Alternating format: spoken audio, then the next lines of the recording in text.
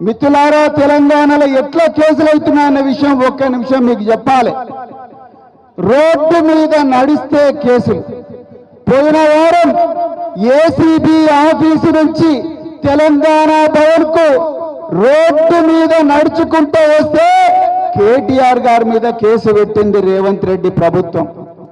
మిత్రులారా, భువనగిరిలో మీ అందరి పక్షాన బీఆర్ఎస్ నాయకులందరూ కలిసి కొట్లాడుతుంటే రైతన్నలకు మోసం చేస్తున్నారు ఎందుకు అని చెప్పి కొట్లాడుతుంటే కాంగ్రెస్ గుండగాళ్ళు పొద్దున 11 గంటలకు పెద్ద ఎత్తున జులూస్ తీసుకుంటూ పోయి మన బీఆర్ఎస్ పార్టీ కార్యాలయం మీద దాడి చేసి తెలంగాణకు ప్రాణత్యాగానికి కూడా సిద్ధమై తెలంగాణను తీసుకొచ్చిన కేసీఆర్ గారి ఫోటోను తీసుకొని దాన్ని ముక్కలు ముక్కలు చేసి దాని మీద కాలు పెట్టిన దుర్మార్గులను రేవంత్ రెడ్డి ప్రభుత్వం ఒక్క నిమిషం చప్పట్లు కొట్టాల్సిన బాధ కాదు, రక్తం మరగాల్సిన విషయం ఇది. మిత్రులారా, నేను మళ్ళా చెప్తున్నా, రేవంత్ రెడ్డి పోలీసులు ఆ గుండగాళ్లను సర్కిల్ ఇన్స్పెక్టర్ ఆఫ్ పోలీసు ఏ సీట్లో కూర్చుంటాడో